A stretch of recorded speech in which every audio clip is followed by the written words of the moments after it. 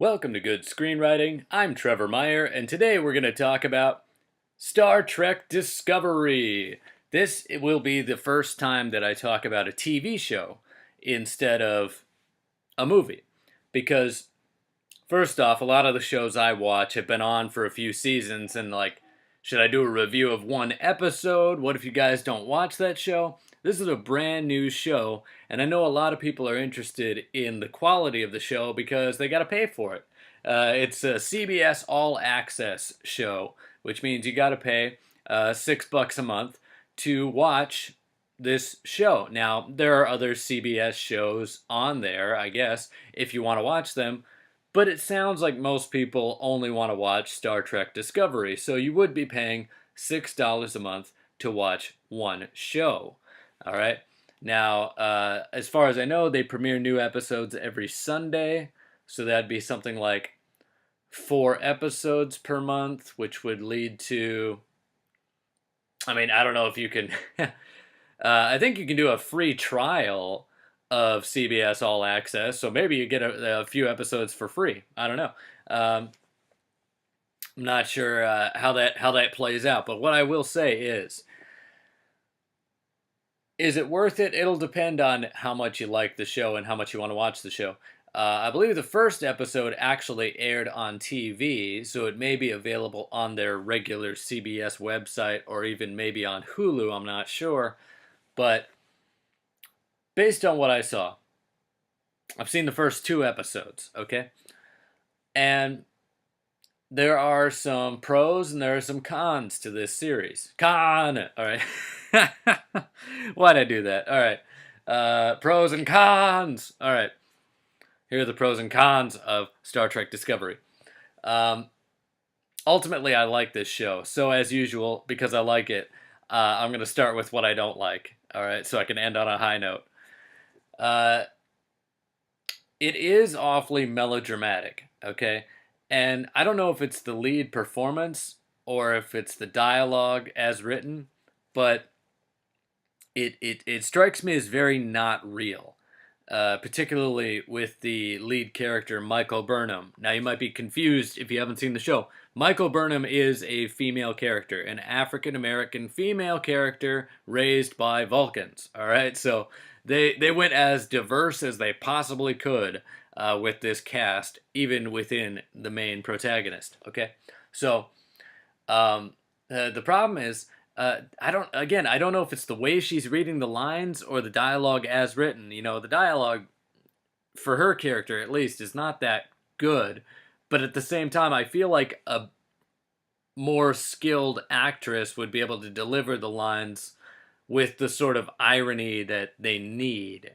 For example, there was a show, went for 10 years called Smallville, where it was the story of Superman, how teenage Clark Kent grows up to be Superman, but also how his best friend Lex Luthor grows up to be his archenemy, okay? And that was really the 2 reasons to watch that show. Now, with Lex Luthor, look, a lot of the dialogue on Smallville was kind of stiff, all right? It wasn't the way people normally talk. But Michael Rosenbaum as Lex Luthor was always able to read it as though he knows that he's being overly theatrical as Lex Luthor, okay? Meaning, Lex Luthor is the kind of guy who will say something purposely overdramatic with a little edge of irony because he's self-aware about who he is and what he says. If you were to have an actor or an actress like that to play this character in Star Trek Discovery, I think it could work. Now, that doesn't excuse the fact that the dialogue is poorly written. Okay? It is on the nose sometime. There are some lines of dialogue that could be cut out because they're just bashing us over the head with it. We get what they mean. You don't need to give us, an explanation. So, it's that dialogue you hear about where the characters already know the information that they're saying to each other. And they're saying it out loud for our benefit, okay? So that the audience can understand the exposition. Now, for example, there's a scene when they first introduced the captain played by Michelle Yeoh, and they're walking through the desert, this captain and Michael Burnham, and the captain will say something like, "You've been serving under me on my ship for 7 years. I think it's time you had your own command." And I'm like, what an interesting piece of exposition they just dropped there. It would have made more sense almost if the captain was more forgetful. And then they're having a conversation. She could say, "How long have you been serving under me? 6 years?" And then Burnham can correct her and say, "7, sir, ma'am," that confuses me too. Not on this show, but in Wrath of Khan, they refer to everyone as Mr., even if they're female, like Mr. Savick, who is played by Kirstie Alley. So, would it be sir or ma'am in the Star Trek universe? I do not know. But, yeah, that would have been a more smooth way to deliver that line of exposition instead of, "You've been serving under me for 7 years." And she'd be like, "Yeah, I know." It's like, why are you saying that? We both know that. She should have done something like, "How long have you been serving under me? 6 years? 7, sir." All right. That's it. That would help smooth it out a little bit. And there are a lot of lines like that. That's just an example. Another example is there are 24 houses of the Klingon Empire. And the idea of this series is that they're now uniting against the Federation. And this is the beginning of the Klingon War with the Federation.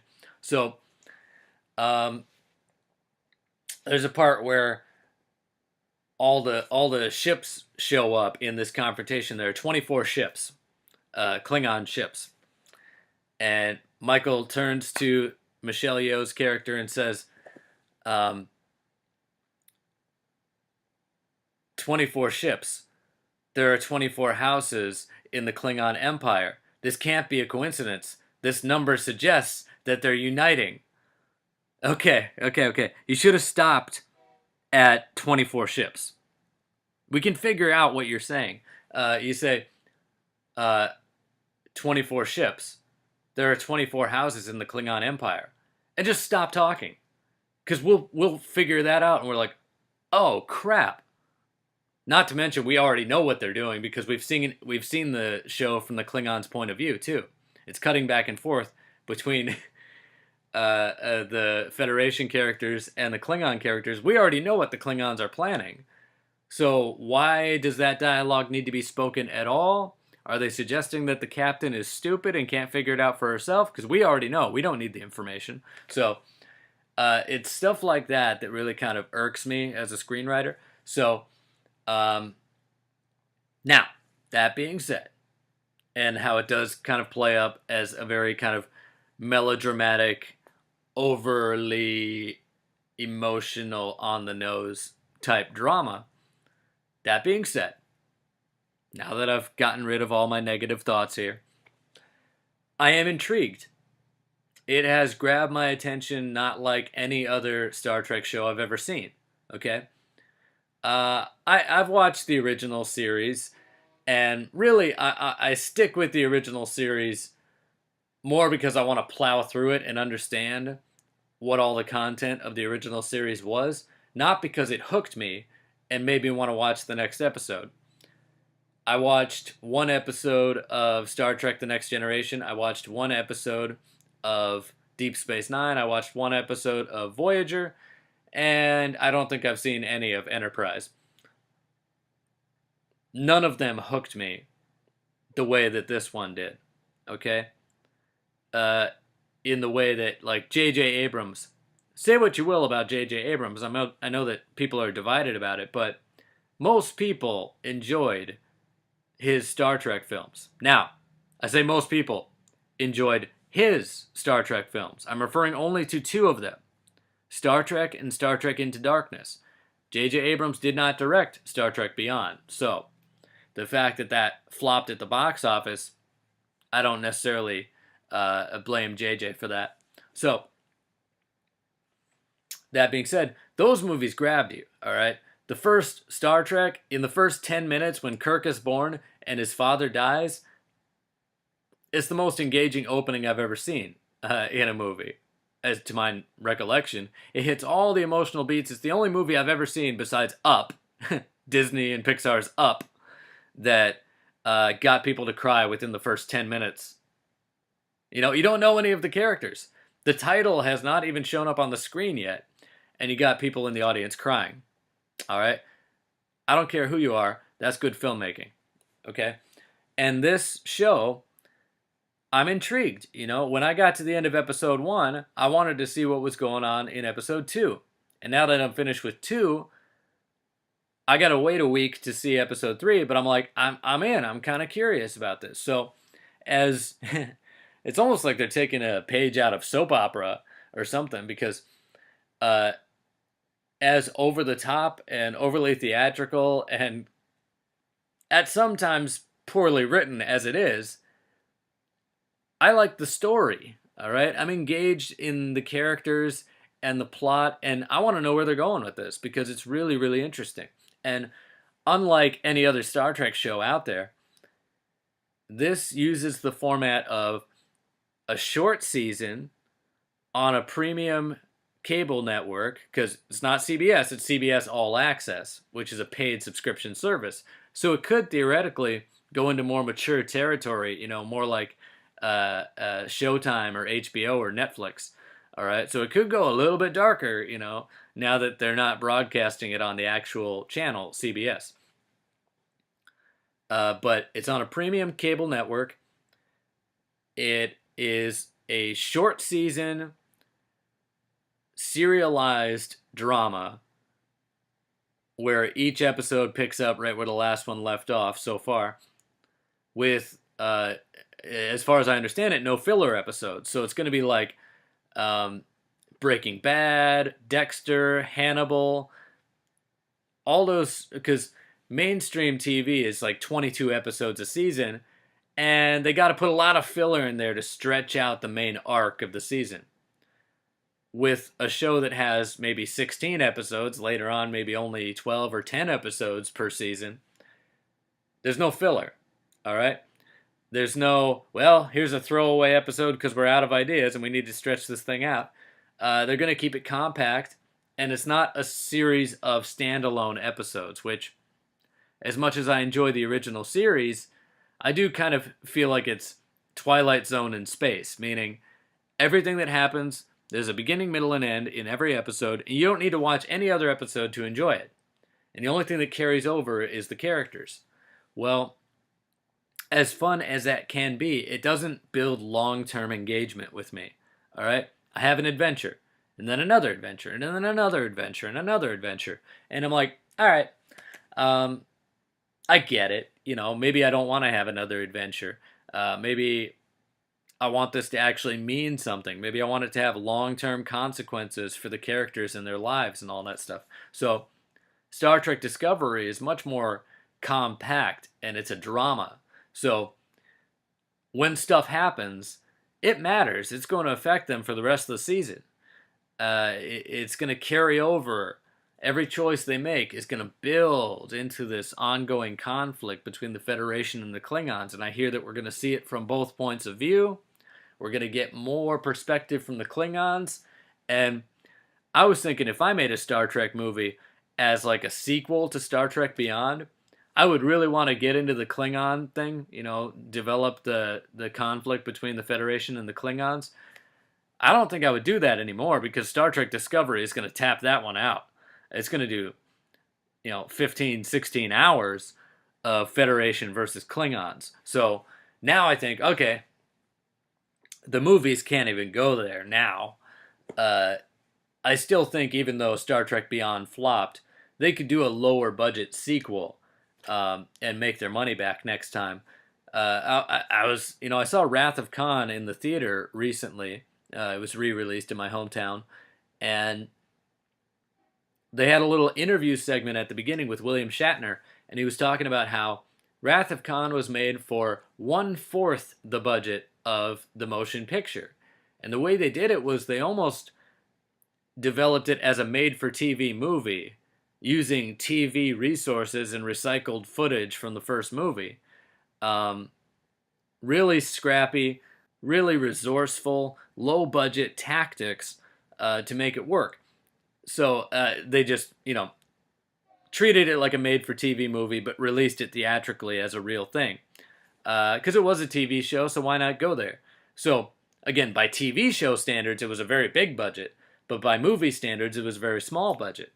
If you adjust for inflation, if I've done my math right, Star Trek Wrath of Khan, if it were made now, would be the equivalent of about $34 million. And I was trying to see what that would look like. And the movie Riddick, not Chronicles of Riddick, the third movie, Riddick, was made for $38 million. And you know what? I could be wrong about this, but I've seen the behind-the-scenes features.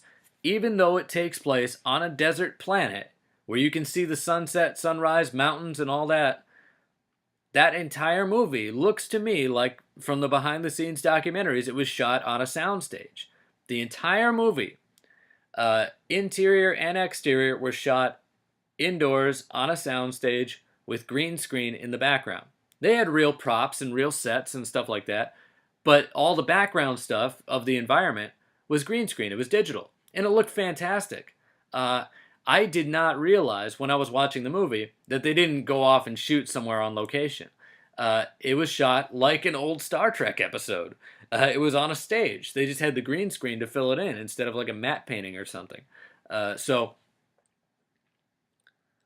do you have to go that low? Would you do a $34 million Star Trek movie after the last one cost, $185? No. No, I don't think you need to go that low. I would try to do it for 100 though. I would try to get it down to 100 because then because the profits for the last few Star Trek movies have been dropping. Okay? So each one makes a little bit less money. So what you would want to do, I think, is anticipate that downward curve that Star Trek, viewership is kind of waning at this point. And then adjust the budget to compensate. So don't do a 185. Like the first movie cost 150. First movie meaning Star Trek 11, the J. Abrams one. That one cost 150 million. Second one cost 185. Third one cost 185. But the profit went down, the revenue went down, so they didn't see a profit. I would try with the same cast. Don't reboot it. Bring in Chris Pine, bring in Carl Urban, bring in Zachary Quinto. At least those three. If you got to get rid of some of the secondary and tertiary characters, so be it. If you need to focus this thing, you can focus it, and you can write them out. They can come back later when it comes back to being successful. But you got to have that main core group, those three guys. And if you can do that for $100 million, I think you can make it work. Now, take Star Trek Discovery, for example. Each episode costs about $8 million, $8 or $9 million. So if you were to take two of these episodes and butt them up against each other into a two-parter, you would end up with something about $16 to $18 million. Let's say $17 million. So compared to that, $100 million is really a lot to work with. So 100, very small budget for a movie, but a very large budget for a TV show. So shoot it like a TV show. Shoot it like Star Trek Discovery, but still bring in the movie cast, release it theatrically, do everything that you got to do to make it a good sequel, but shoot it like a TV show. All right? If you got to shoot it all on a ship, no, don't do it all on a ship, but shoot it all on a soundstage. All right? So if they're on the ship, no problem. You got sets. If they go outdoors ever, green screen. Now, I know I've been against green screen ever since George Lucas abused the crap out of it, but the props should be real. The stuff they interact with should be real, but the background and the exterior shots can be green screen because the actors don't have to work with it. You can imagine a background.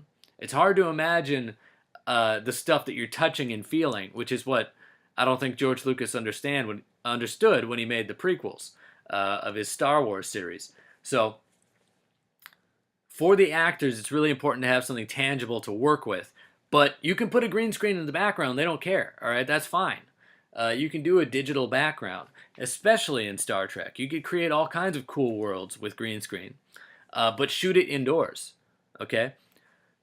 One location, you don't need to pick up your crew and move them halfway across the world to, the Middle East to shoot a desert scene or whatever. Just do it on a Paramount soundstage. Do the whole movie on a soundstage. Build a few sets. You don't need much. Have a bridge set. Have an engineering set. Have a captain's quarters set. And have a set where you can do some of the exterior planet stuff. But go real, resourceful with this. But here's the other point, though. William Shatner said that because they had such a low budget on Wrath of Khan, they had to focus on character. There was a lot of dialogue. There was conflict on a personal level. You have to do that if you're making a low-budget sequel to Star Trek Beyond. You can't... I'm not saying just go cheap here and say, well, these movies aren't very good, so we'll make them cheap so we can turn out a quick profit. No, what I'm saying is use the low budget to your advantage, all right? Limit the scope of your movie so that you can focus on the characters, okay? You look at Star Trek Beyond, and I'm trying to think of where you could make budget cuts. The ending with the big Yorktown sequence with the big sphere made of plastic, or in space or whatever it is, transparent steel or whatever, or transparent aluminum. That's what they call it. Get rid of that whole sequence, all right? Have it be a chase on a starship or something like that. All that exterior, big, huge special effects stuff, can't do that. Can't do that. Not with the next one. Maybe later, but not now. And the big attack, with the bees, the drones that the bad guys use, really cool. Can't do that. Way too many special effects for that. Just stick to spaceships shooting at each other with phasers. All right, it's a lot easier, a lot less time consuming for the graphic artists. Do it like Wrath of Khan. All right, keep it simple. Wrath of Khan has like 2 action sequences in it, I think. There's the first encounter with Khan, where Kirk uses the prefix code to disable the shields, and there's the second encounter with Khan, where they go through the nebula, and he tricks them by moving 3-dimensionally. That's it. That's about all the... You get a few people shooting phasers at each other, but that's not a big deal, all right? I think like 2 people get shot with phasers in this movie, in Wrath of Khan. Like 2 or 3 people get shot with phasers. And the rest is dialogue. It's character building. It's plot. It's conflict on an interpersonal level. So you got to do a movie like that. Don't do a motorcycle chase. That was controversial anyway because it was made by a Fast and Furious director. Don't have them riding PX-50 or whatever that was around some alien planet, and don't even shoot it exterior. Shoot it interior on a green screen. Light it well, make it look like it's outdoors. I mean, again, go look at Riddick because that's fantastic. The movie's not fantastic, but the way they shot it is fantastic for a low-budget movie. I would totally buy a Star Trek movie that looked like Riddick, and you could make a Star Trek movie for twice as much or almost 3 times as much as they paid for Riddick.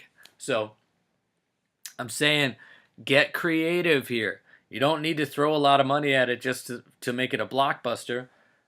Make it a character drama like Star Trek Discovery. Do it for a TV budget, but, way higher than a TV budget because, let's be honest, Chris Pine, Carl Urban, and Zachary Quinto are going to be getting more money than the people on Star Trek Discovery. But you know what? Get a little bit more resourceful with it. So Star Trek Discovery, a big reason why I want to watch Star Trek Discovery is because I want to see how they do this on a TV budget so I can imagine what it would be like to do that for the movies. So is Star Trek Discovery worth paying $6 a month? That's going to be up to you.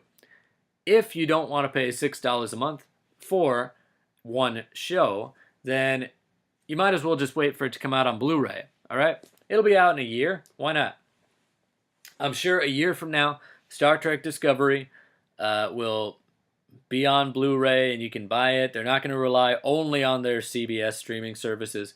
I am a little upset because the show might get canceled since people don't actually want to pay a subscription just to watch one show. And the general feeling in the news is that they made a big mistake limiting their audience to such a degree. It's one of the highest pirated shows of all time, and I saw that coming. I'm like, oh, this isn't going to go well. So I hope they learn their lesson. I hope that they know that that was probably not a smart move business-wise for them to be, I'm not going to call them greedy, but they really should have thought more about their audience and how to reach the most number of people with this rather than trying to draw people in, because they got to know that not everyone is going to do this the honest way. All right, they got to know the environment in which they're trying to attempt something like this. So I, for one, am intrigued by it, and I want to watch it week to week. I want to be up to date on it. So I'm not going to wait for the Blu-ray, okay? I'm going to be keeping up with it in real time. But if you don't want to pay $6 a month to watch this show, then go ahead. All the other shows are on Netflix. Star Trek Voyager, Deep Space Nine, Next Generation, Enterprise. Go watch those for a year, all right? Go on a Star Trek binge on Netflix for a year, the way it should be. And then by the time you're done, Star Trek Discovery will be available on Blu-ray, and you can go check it out for yourself, all right? So, what do you think? Did you watch this show? Did you pay for it? Can you wait till Blu-ray? Did you like it? Let me know in the comments section below. This is Good Screenwriting, and I'm Trevor Meyer. See you next time.